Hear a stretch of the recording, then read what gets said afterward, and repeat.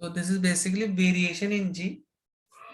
Latitude के साथ जी कैसे वेरी करता है ये हम देखें। तो लैटिट्यूड समझो क्या होता है, लॉन्गिट्यूड पहले तो समझो क्या होता है। लैटिट्यूड मतलब होता है ये, जब लाइंस ऐसे जा रही इनको लैटिट्यूड्स बोलते हैं। ठीक है, तो लैटिट्यूड हमेशा अलग अलग डायमीटर्स के होंगे लैटिट्यूड्स, और लॉन्गिट्यूड्स क्या होते हैं, दीज आर लॉन्गिट्यूड्स।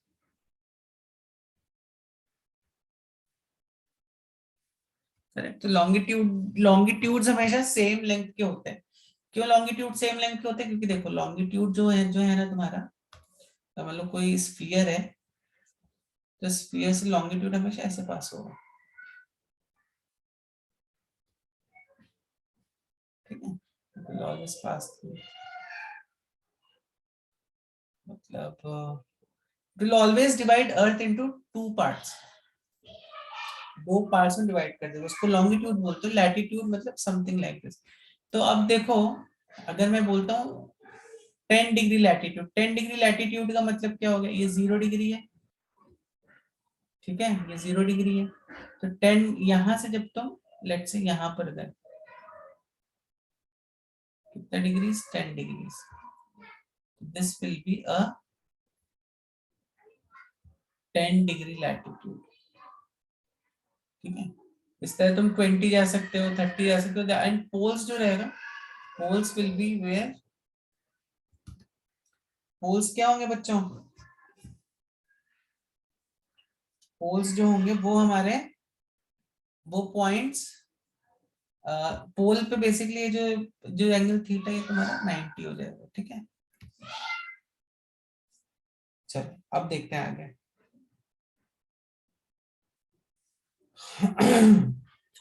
तो अब यहाँ पर देखो, तो पहले हम इक्वेटर का केस देखते हैं, तो इसको हम स्पेशल केस में नहीं देखेंगे, पहले इक्वेटर का केस देखते हैं। ठीक है, मुझे लगता है सर्कुलर मोशन भूल गए होगे, थोड़ा सा रिवाइज हो जाएगा सर्कुलर मोशन। देखो इक्वेटर में यहाँ एक आदमी खड़ा है, अर्थ घूम रही है। ठीक है, अर्थ ओमेगा वेलोसिटी से घूम रही है। तो इस पर देखो तुम क्या इक्वेशन इसकी कैसे बनाओगे, mg का फोर्स लग रहा है,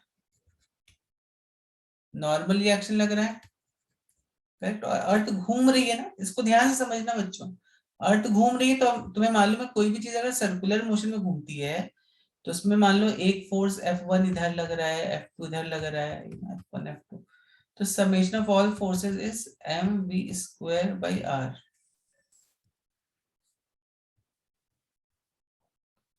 ठीक है, बराबर है mv² by r।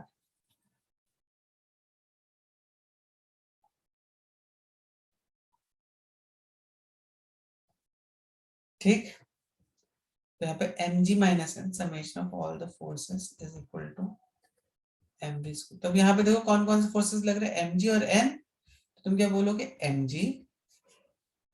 mg minus n is equal to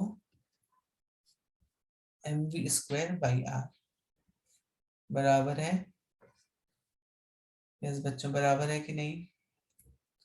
तो देखो मेरी इक्वेटर पर ये वाली इक्वेशन बन गई। ठीक है, आर क्या है, ये इस पॉइंट पर रेडियस है। ठीक है, अब जस्ट ट्राई टू अंडरस्टैंड। अब देखो ऊपर मैंने क्या किया था। ठीक है, तब देखो ये कौन सा सर्कल हो गया, ये तो सबसे बड़ा वाला सर्कल जो इक्वेटर पर था। ठीक है, और ये मैंने तुम्हें बताया लैटिट्यूड्स हमेशा कुछ एंगल थीटा पर इंक्लाइंड रहते हैं, मतलब समझो अगर एंगल ये रेडियस है तो ये एंगल हो जाएगा मेरा theta. This angle will be also theta. ठीक है, सो नाउ बराबर है कि नहीं बच्चों। तो this is O, this is O dash. तो अब ऑब्वियसली, अब अगर मैं ये वाला ट्राइंगल ऐसा बनाता हूं, तो ये आर है, ये थीटा है, तो ये एंगल कितना हो जाएगा, ये रेडियस कितना हो जाएगा, R cos theta. Let's say this is equal to R. अब तुम कहां पे खड़े हो, यहां पर खड़े हो, तो अब तुम कौन से सर्कल पे खड़े हो बच्चों, तुम इस स्मॉल आर वाले सर्कल पे खड़े हो। ठीक है, अब ना अब तुम्हारा जो अब देखो इक्वेटर में क्या था, जब तुम इक्वेटर पे खड़े थे तो तुम्हारा जो mg का जो क्या बोलते हैं mg जो था फोर्स, वो तुम्हें सेंटर की तरफ ऐसे खींच रहा था। तो जब तुम यहाँ पर खड़े होगे तो तुम्हें जो फोर्स लगेगा, mg का फोर्स, वो कहाँ पे खींचेगा, वो तुम्हें सेंटर की तरफ ही खींचना चाहिए ना। मतलब mg का फोर्स का direction it will be directed toward centre. ठीक है, बराबर है। ओके, और नॉर्मल रिएक्शन कैसा लगेगा यहाँ पे, आपको नॉर्मल रिएक्शन कैसा लगेगा? नॉर्मल रिएक्शन तुम्हें, नॉर्मल रिएक्शन प्रोबेबली तुम्हें कुछ ऐसे, को तुम स्फीयर में इस पॉइंट पर ऐसे खड़े हो, तो नॉर्मल रिएक्शन यहाँ पे कैसा लगेगा, what will be normal to this sphere, वही any line that will be passing through radius अभी यहाँ पर। तो नॉर्मल रिएक्शन ऑब्वियसली तुम्हें यहाँ पे ऐसे नहीं ऐसे मत बना देना, शुड बी लाइक दिस।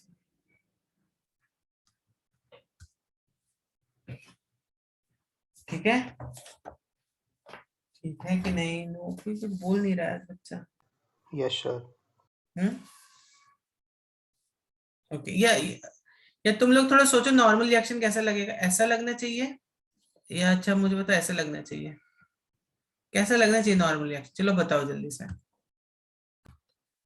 मेरे हिसाब से तो नॉर्मल रिएक्शन ऐसा ब्लैक वाला ही लगना चाहिए, क्यों? एक्चुअली मैंने यहाँ पे जो इस आदमी को बनाया है, ये आदमी देखो ऐसा खड़ा होगा यहाँ पर, तुम यहाँ पे खड़े होगे, तुम ऐसे ही तो खड़े होगे ना, बराबर। अर्थ तुम्हें देखो ऐसे खींचेगी अपनी तरफ, और तुम्हें जो नॉर्मल रिएक्शन मिलेगा वो फिर इस पॉइंट से ऐसा मिलेगा। समझ में आ रही बात की? तो actually standing like this, not standing like this, standing actually like this, standing like this, mg ये n। ठीक, समझी बात? समझ में आई बात? Yes sir. हम्म, चलो।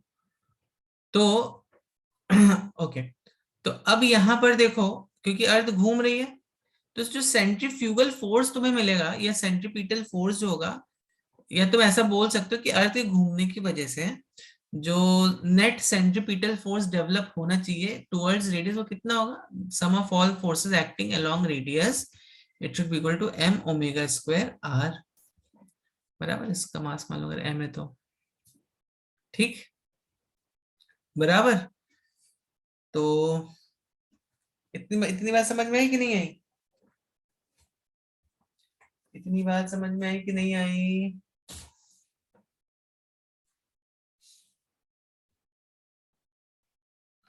ओके, अब बच्चों यहां पर देखो, तो ये जो सेंट्रीपिटल फोर्स लग रहा है, बेसिकली क्यों लग रहा है पहले आप ये समझो, उसके बाद का कंसेप्ट आप समझो। उसको आप कैसे भी फोर्सेस को आप ले सकते हो, तब की अलग अलग वैल्यूज आएंगी, ठीक है। तो यहां पर समझने की कोशिश करो, हमें क्या बोलना चाह रहा हूं आपसे। ओके, देखो सेंट्रीपिटल फोर्स जो ये जो लग रहा है m ओमेगा स्क्वायर r, बराबर है m ओमेगा स्क्वायर r, ये क्यों लग रहा है, ये m ओमेगा स्क्वायर, ये वाला ये क्यों लग रहा है m ओमेगा स्क्वायर r, बताइए जल्दी से क्यों लग रहा है? क्योंकि ये यहाँ पे ये जो नॉर्मल रिएक्शन इसका एक कंपोनेंट आएगा, और ये mg वाला जो फोर्स है इसका एक कंपोनेंट आएगा। तो इस नॉर्मल फोर्स का ये जो कंपोनेंट है, और ये mg का ये जो कंपोनेंट है, इसके और इसकी वजह से हमारा net force m omega square r towards centre लगना स्टार्ट हो जाएगा। समझ में आ गई बात कि नहीं? आई होप समझ में आ गई होगी बात। तो बस, तो अभी मैं बोल दूंगा कि यहाँ पे भाई कि m ओमेगा स्क्वायर r का नेट फोर्स यहाँ पे लग रहा है टुवर्ड्स रेडियस, ठीक है ना। तुम्हें ये समझा ना क्यों लग रहा है, यहाँ पे ये इस mg की वजह से लग रहा है और इस नॉर्मल रिएक्शन की वजह से लग रहा है, ठीक।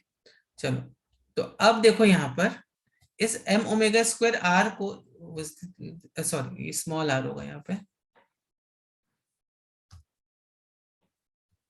ओके। इस m ओमेगा स्क्वायर r को तुम इस mg के लॉन्ग इसका कंपोनेंट ले सकते हो। देखो m ओमेगा स्क्वायर ऐसा है,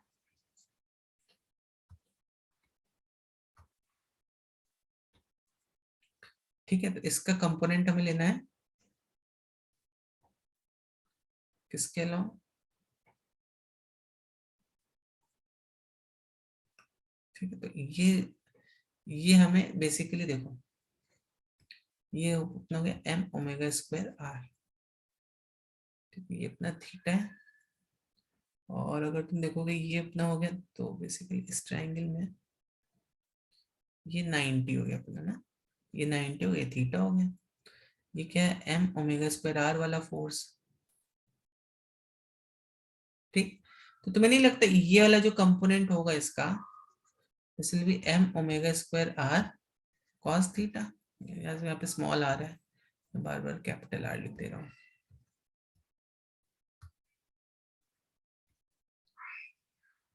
देखो ये वाला जो फोर्स है M M omega square R, this is acting in this direction.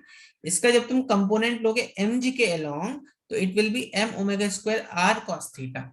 ये बात अगर नहीं समझ में तो बता दो मुझे चैट में जल्दी से बच्चों। तो बस अब फाइनल इक्वेशन इसकी बना दो यहाँ पर। फाइनल इक्वेशन इसकी कितनी आ जाएगी, एम और देखो तो इसका कंपोनेंट जब तुमने यहाँ पे लिया तो कितना है, M omega square R cos theta. तो अब देखो this force should be equal to this force, this force should be equal to this force, बराबर है कि नहीं। इसके अलोंग तो देखो बैलेंस रहेगा ही ना, इसके अलोंग तो तुम्हारा फोर्सेस बैलेंस्ड स्टेट में ही रहने वाले हैं, ठीक है ना। तो क्या मैं ये बोल सकता हूं, n now here n is equal to mg plus m omega square r cos theta. और n को आप क्या लिख सकते हो, n को लिख सकते हो एम जी डैश, ठीक है। तो M G dash M G plus R को हम क्या लिख सकते हैं, स्मॉल आर को देखो यहाँ पे हमने लिखा था R is R cos theta बराबर M omega square R cos square theta. तो एम एम अगर कैंसिल भी हो गया तो यहाँ पे एक सेकेंड एक सेकेंड एक सेकेंड,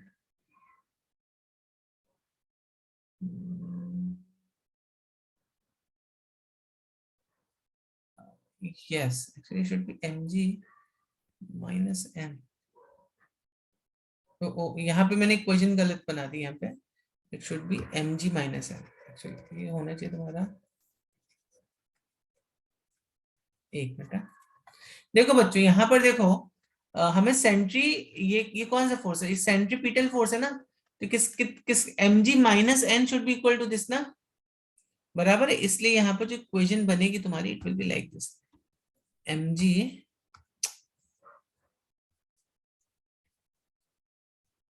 ठीक है, M G minus N should be equal to this.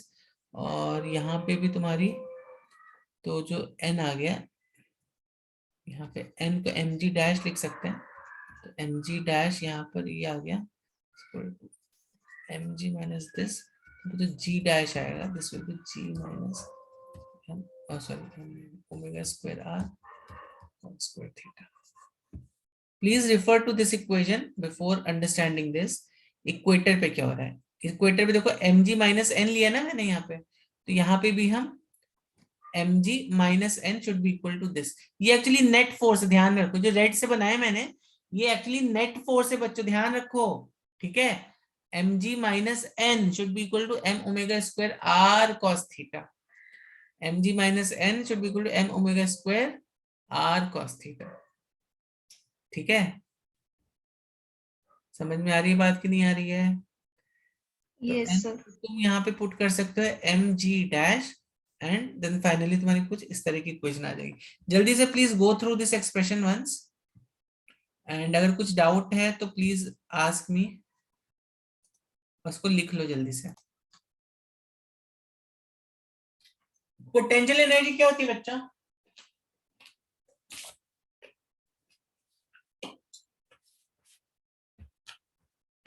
देखो मैंने तुम्हें बताया था पोटेंशियल एनर्जी क्या होती है।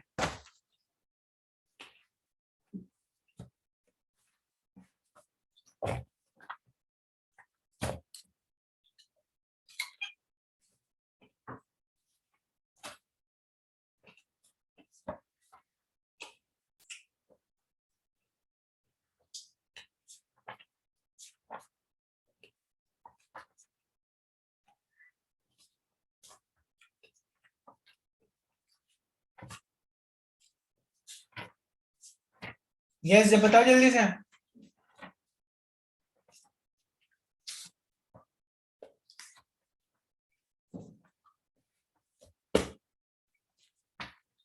व्हाट इज पोटेंशियल एनर्जी, कौन बताएगा? देखो बच्चों, पोटेंशियल एनर्जी क्या होती है? जब भी, मैंने आपको देखो लास्ट क्लास में भी बताया था ये बात, कि जब भी तुम किसी चीज पे वर्क डन करते हो, ठीक है, उसकी पोजीशन को चेंज करने के लिए, करेक्ट, आई रिपीट, जब भी तुम किसी भी ऑब्जेक्ट पे कुछ वर्क डन करते हो टू चेंज इट्स पोजीशन, ठीक है, तो जो एनर्जी स्टोर होती है उस ऑब्जेक्ट में, that is known as potential energy. जैसे फॉर एग्जांपल, ग्राउंड पे मान लो एक ब्लॉक रखा हुआ है, ठीक है, ग्राउंड पे एक ब्लॉक रखा हुआ है, तो ब्लॉक अपनी हमेशा मिनिमम पोटेंशियल एनर्जी अटेन करने की कोशिश करेगा, इसीलिए वो ग्राउंड पे रखा हुआ है। ठीक है, तुम इसको उठा के ऐसा हाइट पर लेके जाओ, तो क्या होगा, ये दोबारा से ग्राउंड पर ही गिर जाएगा। मतलब ये देखो, ऑब्जेक्ट्स क्या करते हैं, हमेशा अपनी मिनिमम पोटेंशियल एनर्जी अटेन करने की कोशिश करते हैं, बराबर है?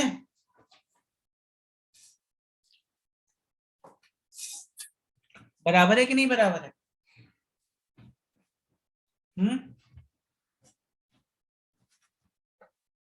बराबर है ना? तो जो ऑब्जेक्ट्स हैं वो हमेशा अपनी मिनिमम पोटेंशियल एनर्जी प्राप्त करने की कोशिश करते हैं। ठीक है, जैसे तुम इसको यहां से यहां लेके गए, लेकिन ये यहाँ टिक नहीं पाएगा, ये क्या होगा, ये यहां से गिर जाएगा नीचे। ठीक है, समझी बात कि नहीं समझी? Yes, sir. हम्म, ओके।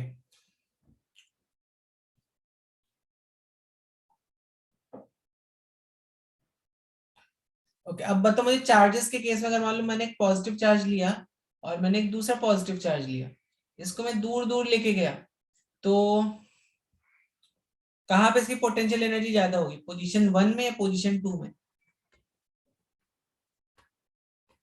बताओ, अगर आपको समझे तभी इस एग्जांपल से बताओ मुझे। दो पॉजिटिव चार्ज है, उनको मैं खींच के दूर दूर लेके गया, तो किस ओरिएंटेशन में पोटेंशियल एनर्जी ज्यादा होगी, पोजीशन 1 या पोजीशन 2? यस, वेरी गुड बच्चों, पोजीशन 1 में ना, क्योंकि तुम सोच के देखो, तो तुम्हें यहां से ये तो अपने आप चला जाएगा, सी फ्रॉम, ये स्टेज जो है बच्चों, ये तो ये अपने आप से अटेन कर ही लेगा, ठीक है, बराबर है कि नहीं? तो इस पोजीशन 2 में, इस केस में पोटेंशियल एनर्जी कम हो कम हो जाएगी as compare to in position 1। लेकिन अगर मैं पॉजिटिव नेगेटिव चार्ज लेता हूं, तो बताओ किस पोजीशन में पोटेंशियल एनर्जी ज्यादा है, पोजीशन 1 या पोजीशन 2? यस, किस पोजीशन में पोटेंशियल एनर्जी आपकी ज्यादा है?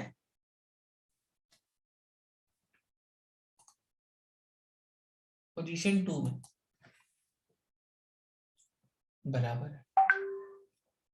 ठीक है, तो इतनी बात आप सबको समझ में आ गई। तो अगर ये अपनी नेचुरल स्टेट में जाने की कोशिश कर रहा है कोई चीज, तो मतलब समझ लो उसकी पोटेंशियल एनर्जी डिक्रीज हो रही होगी, ठीक है। और अगर कोई चीज अपनी नेचुरल स्टेट में ना जाके, करेक्ट, कहाँ पे जा रहा होगा, अपनी अननेचुरल स्टेट में जा रहा होगा, जैसे फॉर एग्जांपल दो दो चार्जेस तो हमेशा अट्रैक्ट करेंगे एक दूसरे को ना, तो ये तो हमेशा एक दूसरे के पास पास आना चाहेंगे, लेकिन तुम इनको दूर दूर कर दो, ठीक है, तुम इनको दूर दूर कर दो, तो क्या होगा, what will happen,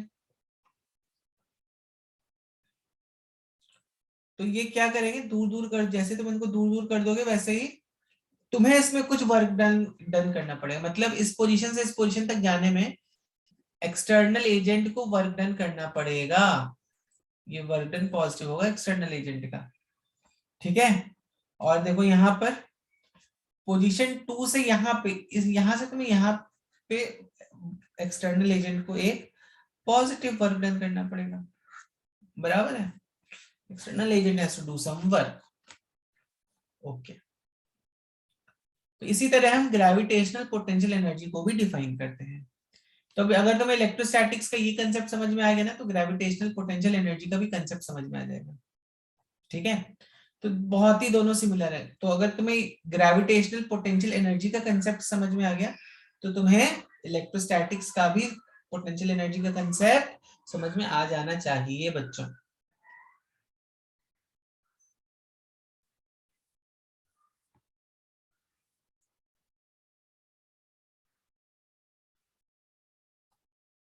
okay,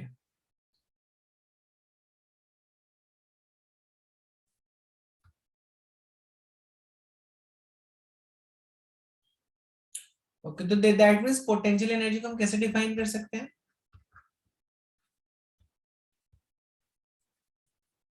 potential energy ये इलेक्ट्रोस्टैटिक्स में भी वैलिड है, ग्रेविटेशन में भी वैलिड है। जनरल डेफिनेशन देखते हैं पोटेंशियल एनर्जी की। Work done,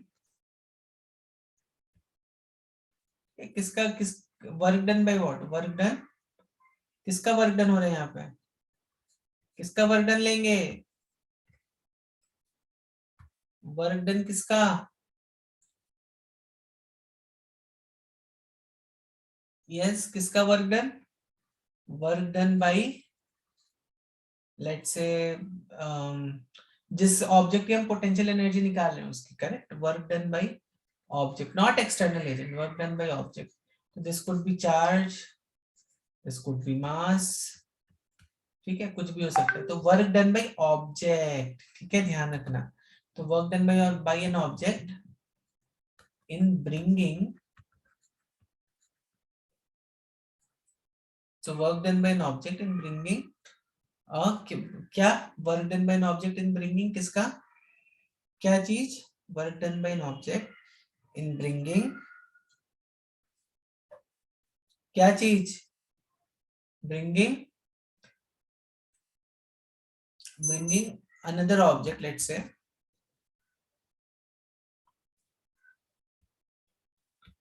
from infinity to some point, to some point near that object. Okay, अब देखो इस डेफिनेशन को समझते हैं। दैट मीन्स अभी समझो कोई पॉजिटिव चार्ज है, करेक्ट, हमने एक बहुत दूर एक दूसरा पॉजिटिव चार्ज लिया, उसको हम लेके आ गए यहाँ पे, इसको हम कहां से लाए, इन्फिनिटी से लाए यहाँ तक, ठीक है, पॉजिटिव चार्ज है, इसको हम, इस निगेटिव चार्ज को हम दूर से लेके आए, जनरली हम पॉजिटिव चार्ज लेते हैं, बट ठीक है चलो यहाँ पे हम निगेटिव चार्ज ले लेते हैं। इसको हम, या समझो यहाँ पे निगेटिव चार्ज है, इसको मैं ऐसे ले लूं, चलो ठीक है, दूर से इस पॉजिटिव चार्ज को लेके आए हम कहाँ पे, इस निगेटिव चार्ज के पास, करेक्ट। तो किसका, किस केस में पोटेंशियल एनर्जी ज्यादा होनी चाहिए और किस केस में पोटेंशियल एनर्जी कम होनी चाहिए, बताओ जल्दी से बच्चों, किस केस में पोटेंशियल एनर्जी ज्यादा होनी चाहिए और किस केस में पोटेंशियल एनर्जी कम होनी चाहिए, कहाँ पे ज्यादा ज्यादा चेंज इन पोटेंशियल एनर्जी देखने को मिलेगा तुम्हें,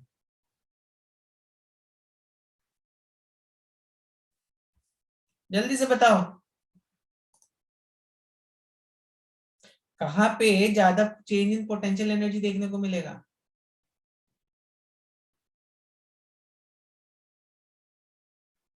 यस, यस बच्चों,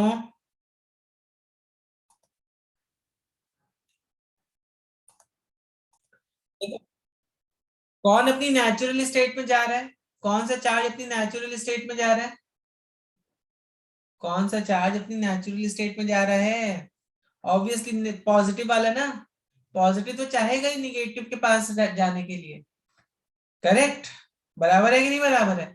तो इसकी जो पोटेंशियल एनर्जी होगी वो कम होगी और इसकी जो पोटेंशियल एनर्जी होगी वो ज्यादा होगी, ओके, ठीक है। तो इसकी पोटेंशियल एनर्जी बच्चों ज्यादा होगी और इसकी पोटेंशियल एनर्जी कम होगी, ठीक है, इसलिए हम पॉजिटिव नेगेटिव की जो पोटेंशियल एनर्जी होती है ना, उसको हम निगेटिव लिख देते हैं, इसको हम पॉजिटिव लिखते हैं, ठीक है। तब देखो अगर that means if this is positive that means what, ये तो देखो अगर मान लो हमें पॉजिटिव चार्ज है तुम्हारा, ये दूसरे पॉजिटिव चार्ज को तो रिपेल ही कर रहा होगा, इस पे फोर्स ऐसे ही लगा रहा होगा, जब तुम इसको यहां से यहां तक लेके आओगे तो व्हाट विल हैपन, तो जो इसने यहाँ इसका जो वर्क डन था, work done because of electric field, ठीक है, इलेक्ट्रिक फील्ड की वजह से जो वर्क डन था वो देखो तुम्हारा क्या हो गया, वर्क डन निगेटिव आ गया, ठीक है, बराबर है कि नहीं बराबर है। तो हमेशा याद रखो delta U is equal to minus W, ठीक है, बराबर है कि नहीं। तो वर्क डन तुम्हारा निगेटिव, तो change in potential energy positive, correct. और यहां पर देखो क्या हो गया, यहाँ पे जब तुम इसको यहां से यहां तक लेके आए बच्चों, ठीक है, जब तुम इसको इस पॉइंट से इस पॉइंट तक लेके आए तब क्या हुआ, तुम्हारा चेंज इन पोटेंशियल एनर्जी देखो, तो देखो, तो जब तुम इसको निगेटिव से निगेटिव वाले चार्ज को पॉजिटिव की तरफ लेके आ रहे थे, देन व्हाट हैपेंड, इसका जो फोर्स था देखो ऐसे था, ठीक है, और डिस्प्लेसमेंट भी इसी डायरेक्शन में था, तो यहाँ पर देखो वर्क डन क्या होगा, पॉजिटिव हो गया, करेक्ट। तो because this work done is positive, so potential energy is, change in potential energy will be negative। देखो अगर नहीं समझे तो एक बार मैं फिर से पूरा चीज आपको रिपीट कर देता हूँ, ओके। तो देखो पहले मैंने बस आपको इतना बताया कि पोटेंशियल एनर्जी का कंसेप्ट क्या है। हम क्या करते हैं बच्चों, अगर मान लो हम अर्थ के सरफेस से इसको इधर पर उठा रहे हैं तो क्या होगा, व्हाट विल हैपन, इसकी पोटेंशियल एनर्जी इंक्रीज हो जाएगी, करेक्ट। और तुम देखते हो जैसे इसको छोड़ दोगे इधर पर आ जाएगा, अर्थ के सरफेस पर आ जाएगा। That means objects always try to attain their minimum potential energy, first point. Second point, जब भी एक्सटर्नल एक्सटर्नल सोर्स को कुछ काम करना पड़ रहा है, पड़ेगा, अगर समझो मतलब पोजीशन 1 से पोजीशन 2 तक जाना है तुम्हें, ठीक है, पोजीशन 1 से पोजीशन 2 तक जाना है, तो व्हाट विल हैपन, पोजीशन 1 से पोजीशन 2 तक अगर तुमको जाना है तो व्हाट विल हैपन, यस बताओ जल्दी से, पोजीशन 1 से पोजीशन 2 तक, तो दैट मीन्स तुम उसमें कुछ वर्क डन करोगे ना, तभी तो वो ऑब्जेक्ट, मतलब क्या बोलते हैं, जब तुम इसमें कुछ वर्क डन करोगे तभी तो ऑब्जेक्ट इस पोजीशन पे अटेन कर पाएगा ना, otherwise it's not possible. Sorry अब मैंने उल्टा बोल दिया थी, वो यहाँ पोजीशन 2 से पोजीशन 1 बराबर, ठीक है। जब तुम इस पे कुछ वर्क डन करोगे तभी पोजीशन 2 से पोजीशन 1 पहुंच सकते हो, अदरवाइज इट्स नॉट पॉसिबल। जब तक इसमें एक्सटर्नल सोर्स वर्क डन नहीं करेगा तब तक 2 से 1 पे हम नहीं पहुंच सकते हैं। उसी तरह यहां से देखो 1 से 2 तक पहुंचने के लिए हमें एक एक्सटर्नल सोर्स की जरूरत है, ठीक है, तो यहाँ पे वर्क डन जो है वो पॉजिटिव होगा। अब देखो एक स्टेटमेंट होता है, शायद आपको ये स्टेटमेंट नहीं समझा होगा, delta U is equal to minus W क्या लिखती है मैंने, तो देखो मैंने आपको जब हम वर्क एनर्जी पावर कर रहे थे तो मैंने बताया था समेशन ऑफ वर्क डन जो होता है वो चेंज इन काइनेटिक एनर्जी होता है, करेक्ट। उसी तरह summation of work done potential energy के टर्म्स में होता है minus of work done is equal to change in potential energy, minus of work done is same as change in potential energy. इतनी बात समझ में आ गई क्या, negative work done is change in potential energy बच्चों, इतनी बात समझी क्या सभी बच्चों को, तो यहां पर देखो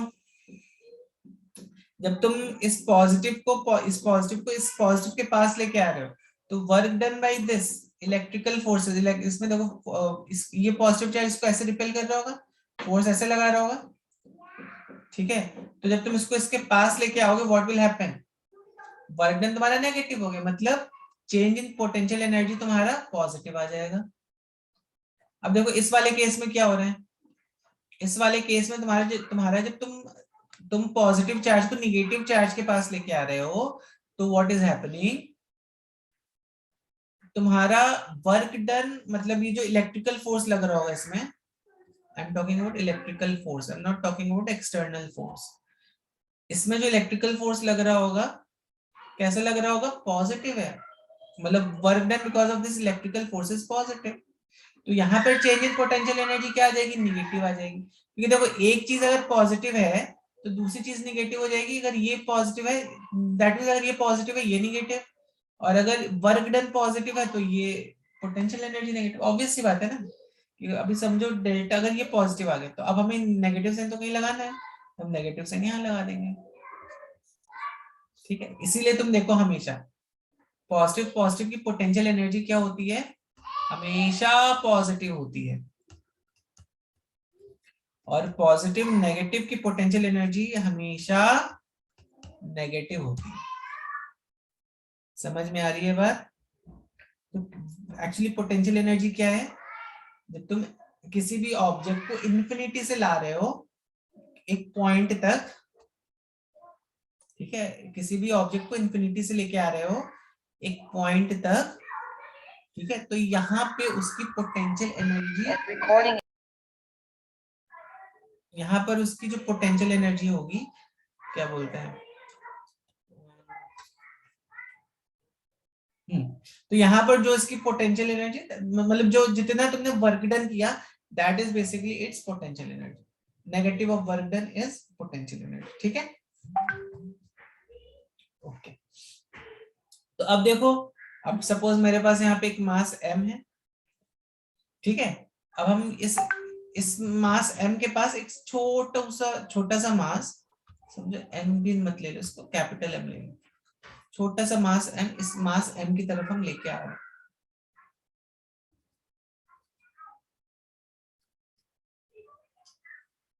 ठीक है, तो इस मास m को हम इसकी तरफ लेके गए,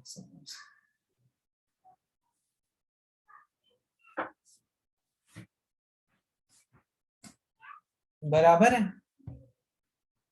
इस m की तरफ हम छोटा सा मास, ये स्मॉल मास m हम इसकी तरफ लेके गए। ओके ओके बच्चों, तो अब देखो, अब ये वाला जो मास m है, इसमें फोर्स देखो कैसे लगाएगा, ऑब्वियसली ऐसे ही लगाएगा फोर्स, और इसका देखो वर्क डन कितना हो गया, इसका जब तुम वर्क डन निकालोगे तो work done will be F dot D R, मतलब समझो इस मास m को तुम यहाँ से यहाँ तक लेके जाने में D R distance, that's F dot D R, this is R। Okay, distance कितना है, R1 ले लो इसको, चलो ठीक है, इसको R ले लेते हैं, और हमें इसको कहाँ तक लेके आना है, R1 तक लेके आना। ठीक है, समझ में आ रही बात की नहीं आ रही है? ये मास कहीं तो यहाँ था, and that means this mass was at some distance R2। ठीक है, हम इसको R2 से कहाँ तक लेके आए, R2 से R1 तक लेके आए। ठीक है, बीच में कोई डिस्टेंस R है और इसको हमने dr डिस्प्लेस कर दिया। ओके, तो फाइनल पोजीशन एक्चुअली ये R2 होना चाहिए और ये R1 होना चाहिए। So final position is R2, initial position is R1। और वर्क डन देखो पॉजिटिव होगा कि नहीं होगा, F भी इधर लग रहा है, dr का डायरेक्शन भी यही है। ठीक है, तो अब देखो इसको हम कैसे लिख सकते हैं, G m by R square times dr R1 R2। ठीक है, कितना हो गया, कितना हो गया ये, G m 1 by R square dr, मतलब -1 बाई R। ठीक है, ठीक है, बराबर है, यस नो कुछ बोलिए बच्चों। GMM -1 by R R1 R2 goes like that। बस अब यहाँ पे पुट कर दो, GMM -1 by R2 plus 1 by R1, which could be GMM 1 by R1 plus 1 by R2। ये देखो वर्क डन मेरा क्या हो गया, पॉजिटिव हो गया। ठीक है, ये वर्क डन हो गया पॉजिटिव। तो मैंने देखो तुम्हें क्या बोला था, हमें इंफिनिटी से लाना है, मतलब ये जो भी मेरा वर्क डन यहाँ पर ऐसा आ रहा है, हमें इसको कहां से लाना है, इंफिनिटी से लाना है ना। तो इंफिनिटी से लाओगे तो R1 की देखो वैल्यू कितनी हो जाएगी, R1 की वैल्यू इंफिनिटी हो जाएगी, करेक्ट। इनिशियल वैल्यू अगर मान लो मैं R1 को इंफिनिटी पुट कर देता हूँ, तो यहाँ पे जो मेरा वर्क डन होगा वो हो जाएगा GMM, और मैं अगर R2 को R पुट कर देता हूँ तो -GMM/R। मतलब अगर मैं एक ऑब्जेक्ट को इंफिनिटी से लेके आ रहा हूँ, तो मेरा जो वर्क डन होगा वो कितना हो जाएगा इस केस में, कितना हो जाएगा मतलब इंफिनिटी से अगर मैं इसको यहां तक लेके आऊंगा, R1 इंफिनिटी पुट किया ना हमने, यस R1 इंफिनिटी, और R2 को हमने ऐसा पुट किया, यस ठीक है। ठीक है, समझ में आ रही है बात कि नहीं आ रही है बच्चों?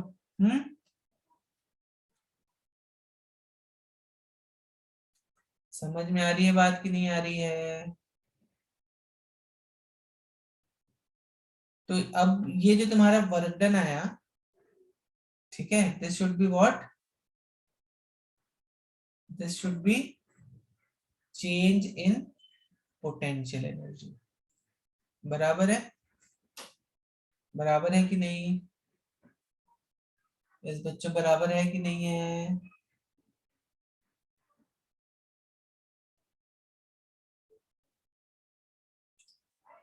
ठीक है, तो ये जो तुम्हारा वर्क डन होगा this will be change in your, minus sign आना चाहिए था, चेंज एनर्जी, या तुम ऐसा समझो minus of delta U equal to this thing W. ठीक है, समझ में आई बात कि नहीं आई बच्चों यहाँ पे? तो बेसिकली तुम इतना याद रखो, अगर तुम इसमें से कुछ भी नहीं समझ में आए तो बस तुम ये ध्यान में रखो, पोटेंशियल एनर्जी जो है ना तुम्हारा, वो कितना है, -GMM/R। ठीक है, और यहाँ पे जो निगेटिव साइन आ रहा है तुम्हारा, ये क्या बता रहा है कि potential energy of the system is decreasing, वो अपनी नेचुरल स्टेट में आने की कोशिश कर रहा है। मतलब सपोज ये ऑब्जेक्ट अगर इंफिनिटी से कहीं तो आ रहा होगा इस ऑब्जेक्ट की तरफ, तो अपनी नेचुरल स्टेट की तरफ जा रहा है वो, तो इसलिए उसकी पोटेंशियल एनर्जी यहाँ पे कम हो रही है। या तुम ऐसे समझो, negative sign also means it is a bound system, negative sign. ठीक है, ठीक है कि नहीं?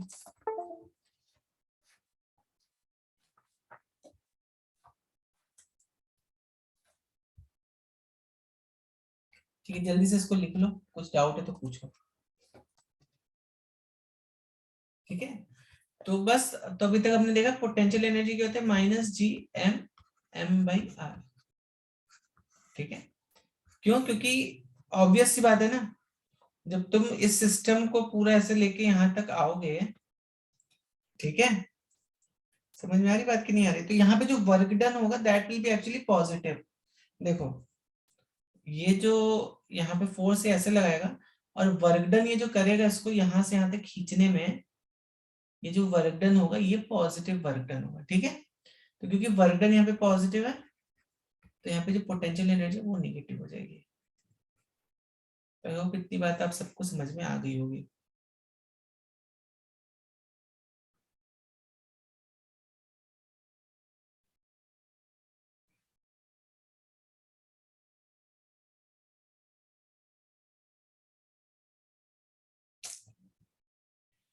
ठीक है, चलो।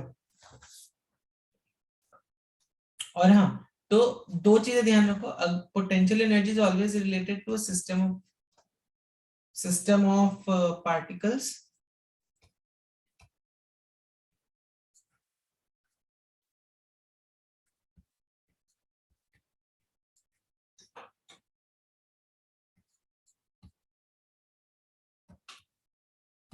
फिर दूसरा क्या चीज है, potential energy is always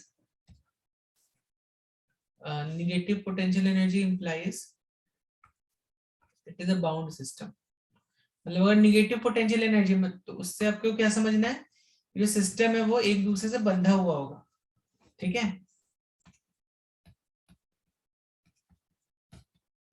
bound समझते हैं ना, बाउंड मतलब क्या होता है, देखो प्रोटॉन और इलेक्ट्रॉन एक दूसरे से बंधे हुए हैं ना, बट प्रोटॉन प्रोटॉन ही एक दूसरे से बंधे हुए नहीं है ना, ये दूर चले जाएंगे हमेशा, ठीक है।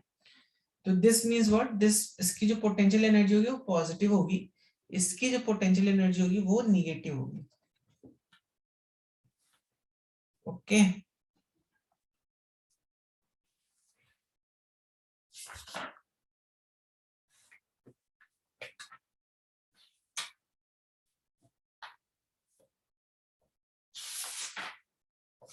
चलो तो अब देखो, तब देखो अभी सपोज ये अर्थ की सरफेस है, ठीक है, यहाँ पे पोटेंशियल एनर्जी कितनी है, -G m by radius of earth, ये हो गई हमारी u1,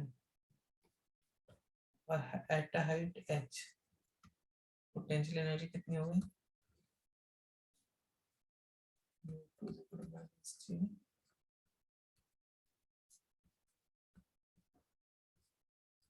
ठीक है।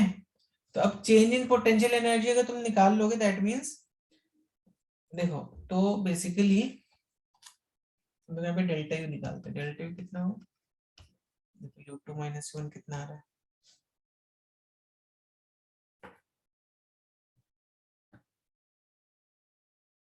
u2 कितना -3,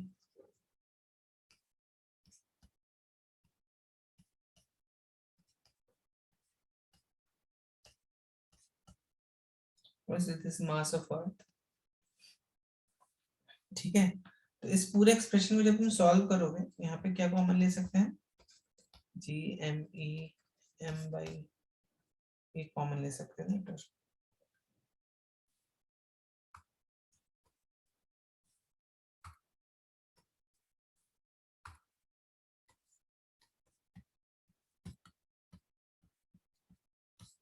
ठीक है।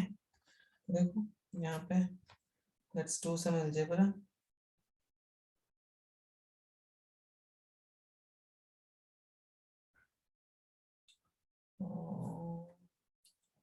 अब माइनस और माइनस प्लस होने के बराबर है, तो देखो यहाँ पे कितना आ जाएगा ये, G m upon RE times RE plus H, और यहाँ पे कितना आ गया RE plus H minus RE, cancel out हुआ, और यहाँ पे क्या बचा तुम्हारे पास, GmEm RE times RE plus H into H, ठीक है। ओके, और यहाँ पर देखो इसको हम कैसे लिख सकते हैं, इसको हम डेल्टा यू कम लिख सकते हैं, GmE RE² यहाँ पे ले लो, और कुछ इसको ऐसे लिखा हमने, GmE RE² ऐसे से इधर पर आ गया, ये NH upon RE plus H ना, देखो ये टर्म कितना हो गया, ये टर्म हो गया तुम्हारा G बराबर है GmH अपॉन प्लस H, इसको ऐसे लिख सकते हो MGH upon RE plus H, ठीक है। तो इस एक्सप्रेशन से हमें क्या पता चल रहा है कि अगर हम अर्थ की सरफेस के पास हैं, अर्थ की सरफेस के पास है मतलब क्या हुआ, RE प्लस H की value is very close to RE, ठीक है। तो डेल्टा यू जो होगा ये हो जाएगा MGH, if RE is very close to RE, ठीक है। तो यहाँ पे देखो डेल्टा यू कितना होगा MGH, और ये तुम अपने जूनियर क्लासेस में ही पढ़ते हो, पोटेंशियल एनर्जी MGH होता है, लेकिन कब होता है वो, जब तुम अर्थ की सरफेस के पास रहोगे, मतलब RE plus H is equal to RE के बराबर है। अदरवाइज पोटेंशियल एनर्जी का पूरा फॉर्मूला ये है, उसमें हमें we have to add this, multiply this factor also, अगर हम हाइट h पर जा रहे हैं तो, ठीक है बच्चों। चलो, तो इसके बाद आता है आपका पोटेंशियल, ग्रेविटेशनल पोटेंशियल क्या होता है। अब अगर आपको पोटेंशियल एनर्जी समझ में आ गई तो पोटेंशियल समझने में कुछ प्रॉब्लम नहीं होगी, इसमें जस्ट एक सिंपल सा फॉर्मूला है. What is that formula? U is equal to minus G M M by R. ठीक है, तो यहाँ पे ग्रेविटेशनल पोटेंशियल या इलेक्ट्रिकल पोटेंशियल फॉर दैट से इज, ध्यान रखो, वर्क अपॉन क्यू. यहाँ पे मास लेना पड़ेगा. ग्रेविटेशन करे तो मास लेना पड़ेगा. इलेक्ट्रोस्टैटिक कर रहे हो तो तुम्हें यहाँ पे चार्ज लेना पड़ेगा. ठीक है, ध्यान रखो बस इसको. तो कितना, जितना वर्क डन किया, work done per unit mass, work done per unit charge is electrical potential. ठीक है बच्चों.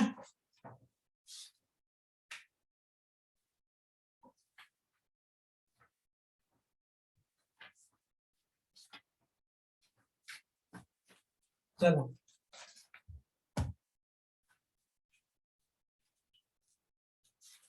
समझी बात नहीं समझी? बेसिकली जो पोटेंशियल आएगा तुम्हारा, potential is minus of G M by R, ये होता है. देखो, होता क्या है, जब हम फोर्स की बात करते हैं या पोटेंशियल एनर्जी की बात करते हैं तो वो दो चार्जेस पर डिपेंड करती है, बराबर है. बट पोटेंशियल जो है, पोटेंशियल क्या है, it is independent of other mass, another charge, like that. समझ में आ रही है बात? समझ में आ रही है बात कि नहीं आ रही है?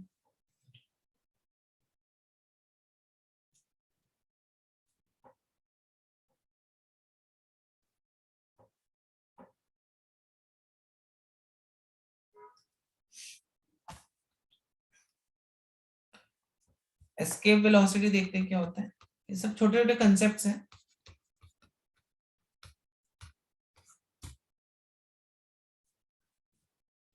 एस्केप वेलोसिटी के बाद कुछ हम लोग प्रॉब्लम्स करेंगे.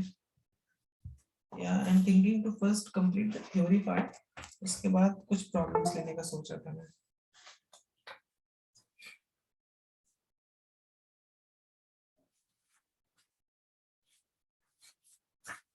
खत्म ही हो गया चैप्टर तुम्हारा. चलो देखो, एस्केप वेलोसिटी क्या होता है. अर्थ की सरफेस पे कितनी है में potential energy? Minus G M M by R. ठीक है, करेक्ट. तो तुम अब यहाँ पे कितनी इसको काइनेटिक एनर्जी दोगे, सो दैट इंफिनिटी पे जाके इसकी इसकी जो टोटल एनर्जी है या टोटल पोटेंशियल एनर्जी जो है वो जीरो हो जाए. समझ में आ रही है बात कि नहीं आ रही? मतलब इसकी जो टोटल एनर्जी है वो जीरो हो जाए इंफिनिटी पे जाके. समझी बात? ठीक है. जैसे ही infinite, that means what, it should leave the gravitational pull of earth. ये अर्थ का ग्रेविटेशनल पुल छोड़ दे. ठीक है, तब देखो यहाँ पे क्या करेंगे. काइनेटिक एनर्जी कितना होता है? G M M by R plus half M V square. तो ये कितना होना चाहिए, सो दैट अभी इसकी यहाँ पे पोटेंशियल प्लस काइनेटिक दोनों एनर्जी जीरो हो जाए, मतलब टोटल एनर्जी यहाँ पे जीरो हो जाए. तो ये जीरो हुआ तो ये जो वेलोसिटी है इसको हम बोलते हैं बच्चों, क्या बोलते हैं? इसको बोलते हो आप एस्केप वेलोसिटी. तो what is the formula for escape velocity? Escape velocity का फॉर्मूला हो जाएगा root of 2gm by R. ठीक है.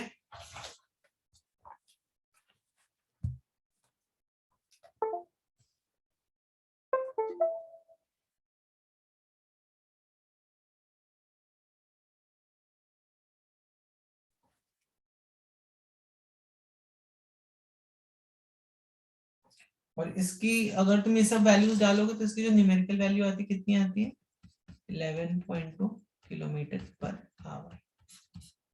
ठीक है, समझ में आई बात कि नहीं आई बच्चों?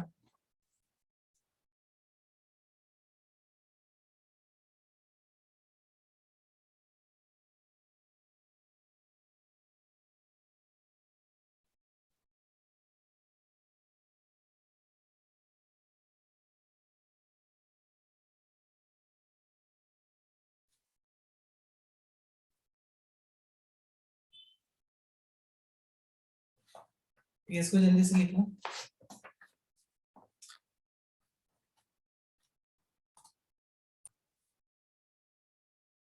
अर्थ से तुम किसी चीज को ऊपर छोड़ते हो, ठीक है, ऊपर गई गई गई, ठीक है, यहाँ पे। उसके बाद फिर यहाँ से अब तुम इसको क्या करो, कैसे करोगे, रॉकेट जो है तुम्हारा, rocket becomes like this and then it launches your satellite. तो जब भी सैटेलाइट को लॉन्च किया जाता है तो दो टू वे से लॉन्च किया जाता है। There is a two way launch in a satellite always there. तो एक तो पहले तो क्या है, ऊपर गई हुई ये सैटेलाइट, ठीक है, ये ऊपर गई, फिर ऐसे वर्टिकल पाथ में गई, ठीक है, फिर अभी अपना डायरेक्शन चेंज करती है and then it moves in a horizontal पे, और यहाँ पे वो लॉन्च करते सैटेलाइट हमारी। समझ में आ रही बात कि नहीं आ रही? तो सैटेलाइट को कभी भी हम वर्टिकली नहीं लॉन्च करते, सैटेलाइट को हमेशा हॉरिजॉन्टली लॉन्च किया जाता है and such a way that it starts. और अब यहाँ पे ऐसे लॉन्च करोगे तो क्या होगा, then it will start orbiting the this thing. तो ये भी एक पर्टिकुलर वेलोसिटी पे हमें इसको लॉन्च करना है, ठीक है। तो देखो अब तुम हाइट h से जिस सैटेलाइट को ऐसे जो भी लॉन्च कर रहे होगे,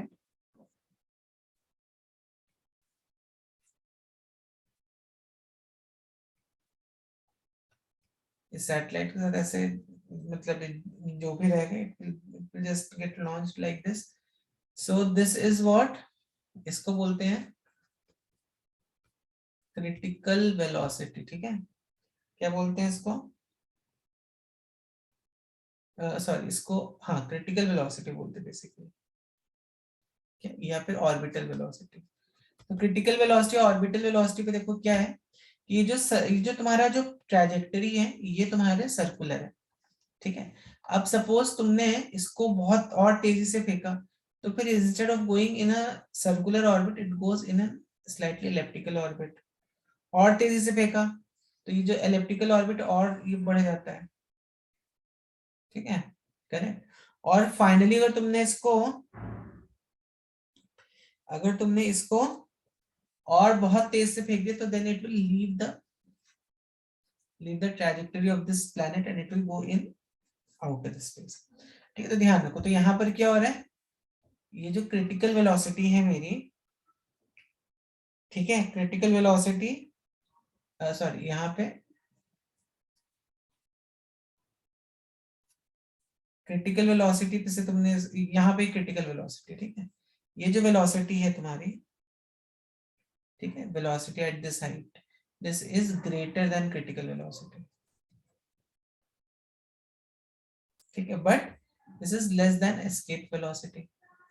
यहाँ पर भी वही चीज है, vh height at this velocity is greater than critical velocity but less than escape velocity। और यहाँ पर क्या है, it is escape velocity से ज्यादा velocity है इसकी, ठीक है, vh हो गया, vh is greater than escape velocity, ठीक है। और क्रिटिकल वेलोसिटी कैसे निकालते हो, बस सिंपल ये पुट कर दो। क्रिटिकल वेलोसिटी निकालने के लिए या ऑर्बिटल वेलोसिटी कैसे निकालते हो आप, उसकी, बिकॉज ये तुम हाइट h पे निकाल रहे हो ना, तो इसको निकालने के लिए तुम क्या करोगे, इस हाइट h पर देखो, इस ये तुम अर्थ तुम्हें खींच रही, कितने फोर्स से खींच रही है, जी एम एम बाई ये टोटल डिस्टेंस हो गया r इक्वल्स टू m। ये कौन सी वेलोसिटी, क्रिटिकल वेलोसिटी है, यहाँ से critical M square R square है। तो क्रिटिकल वेलोसिटी जो यहाँ पे आएगी, ये आएगी तुम्हारी root of G M by R. देखो क्रिटिकल या ऑर्बिटल वेलोसिटी और escape velocity, critical velocity escape velocity is root 2 times this critical velocity, ऐसे क्वेश्चन में पूछता है आपको सीईटी के एग्जाम में, ठीक है, करेक्ट, ओके।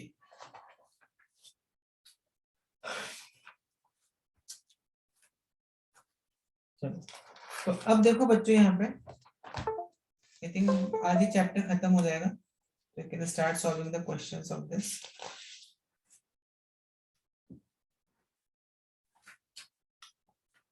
अब अगर तुम्हें किसी सैटेलाइट का टाइम पीरियड निकालना है,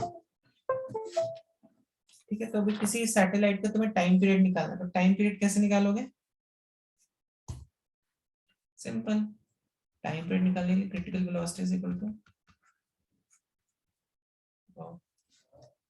ठीक है,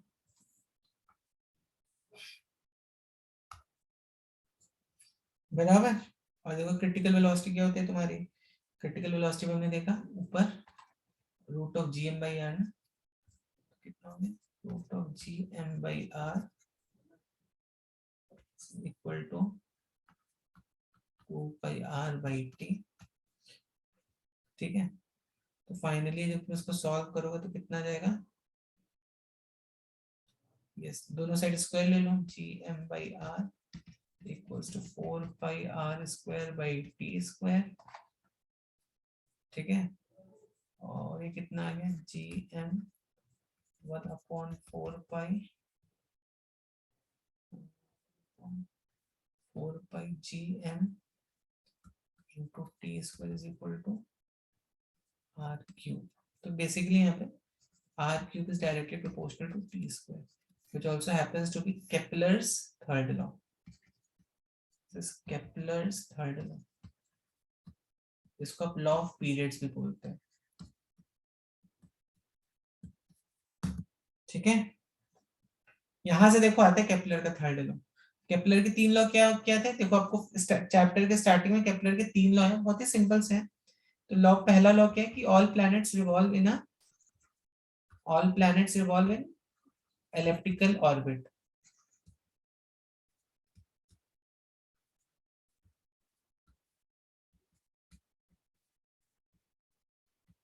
ठीक है। दूसरा लॉ क्या है, दूसरा लॉ स्टेट्स कि सपोज ये कोई प्लैनेट है, ठीक है, आपको एलिप्स में पता होगा फोकाई होता है, तो अगर ये प्लैनेट समझो यहाँ पे चल रहा होगा, तो ऑब्वियसली यहाँ पे पर इसका जो वेलोसिटी होगा ये कम हो जाएगा ना, देखो अट्रैक्शन कम हो गया इसका यहाँ से, करेक्ट, तो इसका वेलोसिटी भी कम हो जाएगा, M V square by R कम है ना यहाँ पर, देखो फोर्स ऑफ अट्रैक्शन कम है, F is equal to M V square by R आना चाहिए अपना ना, तो ये फोर्स ही कम हो गया तो ये वेलोसिटी भी कम हो जाएगी। तो ऑब्वियसली यहाँ पे क्या होगा, कम वेलोसिटी से मूव करेगा, मान लो टी टाइम में इसने यहाँ तक कितना डिस्टेंस मूव किया, यहाँ पर देखो फोर्स ऑफ अट्रैक्शन बढ़ गया, वेलोसिटी भी बढ़ गई, तो क्या होगा, ये यहाँ से आता कैसा है, ठीक। तो ये टी टाइम में इसने इसकी वेलोसिटी ज्यादा है तो डिस्टेंस भी ज्यादा कवर करेगा, तो ये एरिया और ये एरिया, ये दोनों एरिया जो होते हैं सेम होते हैं, and this is Kepler's second law, जिसको लॉ ऑफ क्या बोलते हो, लॉ ऑफ एरिया बोलते हैं। और थर्ड लॉ हमने अभी ऊपर देखा, this is law of periods, R cube is directly proportional to T square, ठीक है।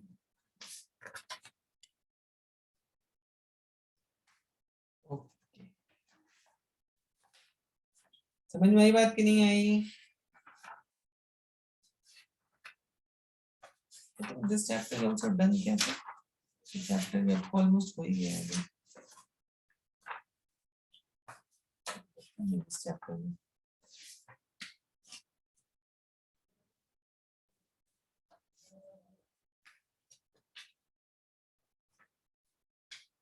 ठीक है।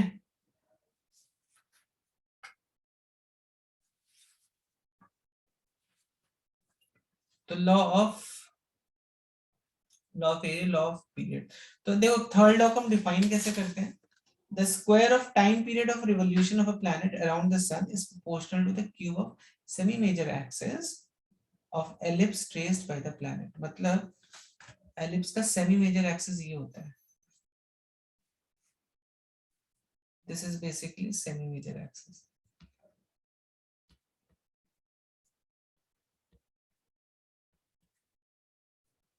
ठीक है।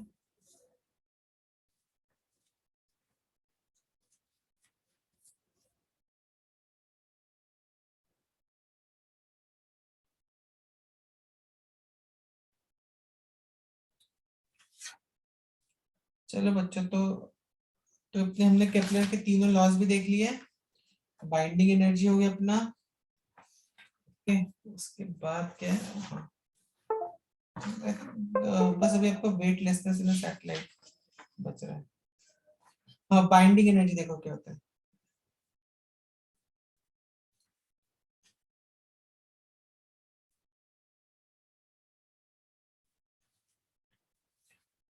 देखो किसी भी सैटेलाइट, तो आई होप ये सब सिंपल सिंपल पार्ट है, आपको समझ में आ गया होगा।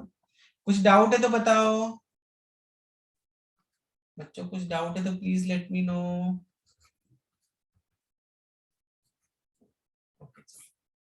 सो बाइंडिंग एनर्जी क्या होता है, देखो मान लो कोई सैटेलाइट है, ठीक है, ये यहाँ पे घूम रही है विद सम ऑर्बिटल वेलोसिटी। अभी हमने देखो ऑर्बिटल वेलोसिटी देखा, ठीक है, ये इसकी ऑर्बिटल वेलोसिटी। तो अब इसकी इस पॉइंट पे इसकी ऑर्बिटल वेलोसिटी तुम कैसे निकालोगे, जी, मैंने तुम्हें बताया जी एम एम बाई, क्योंकि डिस्टेंस कितना है, आर है, G M M by R square is equal to M V square by R. देखो ऑर्बिटल वेलोसिटी यहाँ पे कितनी आ गई, जी एम बाई आर, ठीक, बराबर है। तो इसकी इस पॉइंट पे काइनेटिक एनर्जी कितनी होगी, half of M V square M half G M M by R, बराबर। और तो मालूम है पोटेंशियल एनर्जी कितनी होगी, कितनी होगी पोटेंशियल एनर्जी, कितनी होगी, ठीक है, ओके। तो यहाँ पर देखो टोटल एनर्जी कितनी होगी, total energy kinetic plus potential which is equal to, इसको ऐड कर दो तो कितना आ जाएगा, माइनस हाफ जी एम, यही तुम्हारी होती है बाइंडिंग एनर्जी, ठीक है। तो अब देखो, अब ये तो टोटल एनर्जी हो गई, अब बाइंडिंग एनर्जी क्या होती है, वो एनर्जी जो तुम जब इसको इस सैटेलाइट को दोगे तो ये अपना ऑर्बिट छोड़ के इन्फिनिटी पे चली जाएगी।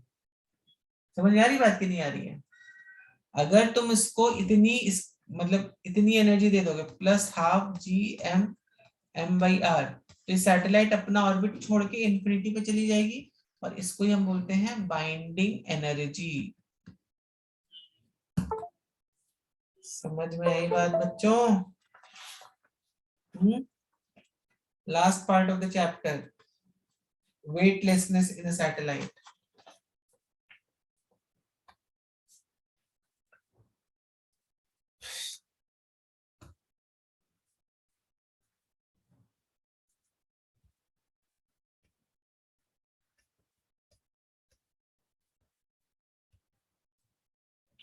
देखो बच्चों, देखो कोई भी सैटेलाइट अगर होगी तो वो वो अर्थ को चक्कर काट रही होगी, करेक्ट। तो अगर तुम सैटेलाइट में जाओगे ना तो you will feel weightless actually.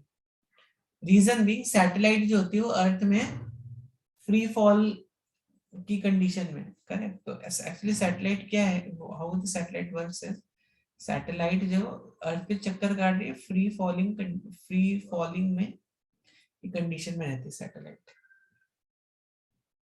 ठीक है। इन control the motion using some device, but still satellite जो है वो तुम्हारी फ्री फॉल में,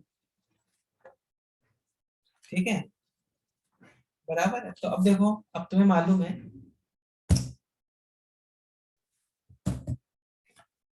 तो क्या हुआ या तो अगर मान लो यहाँ पे लिफ्ट नीचे की तरफ एक्सेलरेट कर रही है, तुम यहाँ पर खड़े हो, तो तुम पे देखो एक mg का फोर्स ऐसे लग रहा है, नॉर्मल रिएक्शन ऐसे लग रहा है, स्यूडो फोर्स ऊपर की तरफ लगेगा ma। तो यहाँ पर देखो नॉर्मल रिएक्शन कितना हो, n plus ma equals to mg, तो n is equal to mg minus ma।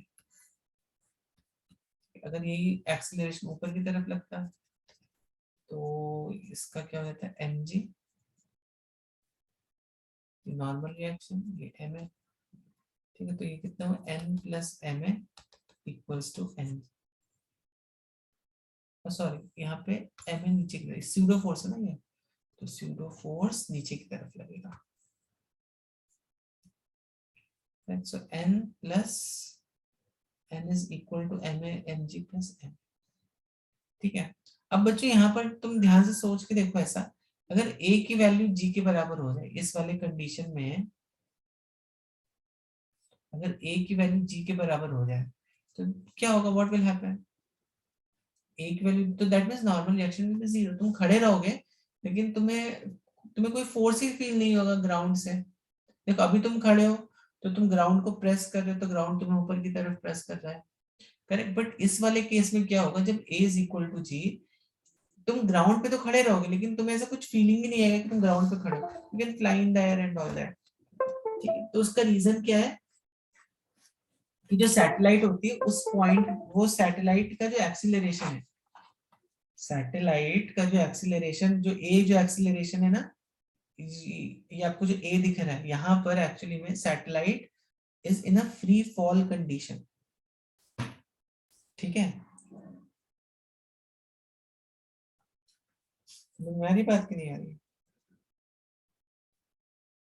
तो सैटेलाइट जो फ्री फॉल की स्टेट में है, इसलिए ए की वैल्यू जो है वो जी के बराबर हो गई, एंड यहाँ पे नॉर्मल रिएक्शन तुम्हारा हो गया जीरो। ठीक है, समझ, देखो सैटेलाइट में यहाँ पे वेलोसिटी है, इवन तो सैटेलाइट के पास ये वेलोसिटी रहेगी, लेकिन स्टिल यू नो अगर तुम वर्टिकल डायरेक्शन में देखोगे तो उसका जो एक्सीलरेशन है वो जी के बराबर है। ठीक है,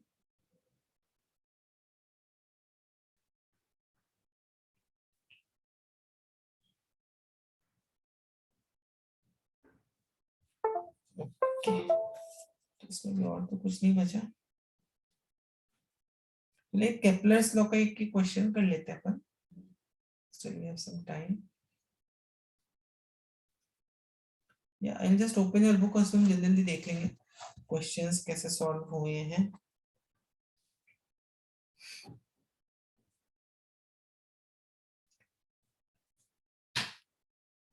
ये चलो एक क्वेश्चन केपलर लॉ का देखते हैं।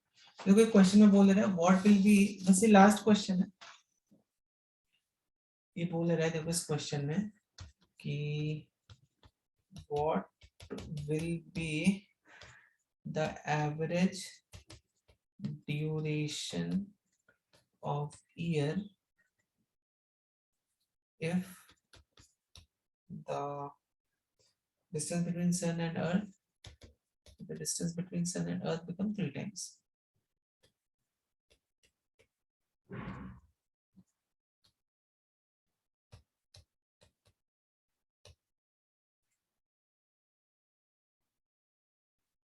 ठीक है, तो अब देखो, अब हमें क्या पता है, T cube is directly proportional to, क्या था ऊपर, T cube is directly, T square is directly proportional to, sorry T square is directly proportional to R cube. अब हमें क्या क्या कर दिया हमने, आर को हमने 3 टाइम्स ले लिया है ना, देखो t1 upon t2 equals to r1 upon r2 to the power 3/2, distance 3 times हो गया ना,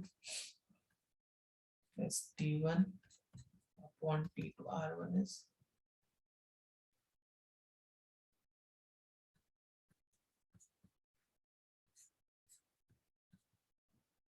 ठीक है, तो कितना आ गया ये, देखो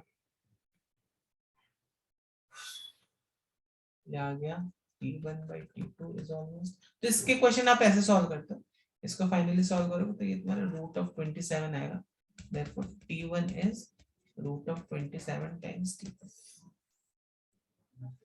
ठीक है, तो इसके क्वेश्चन तुम्हें ऐसे सॉल्व करना है। फिर इसके बाद escape velocity and all I think is very simple concept, उसके क्वेश्चन तुम एक बार जस्ट सॉल्व करके देखना।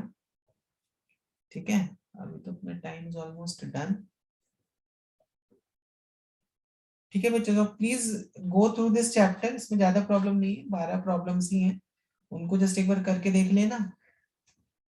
ठीक है, and will finish off with this chapter. ठीक है, तो ये अब आपका ही ग्रेविटेशन चैप्टर भी खत्म हो गया। चलिए next class I will start with mechanical properties.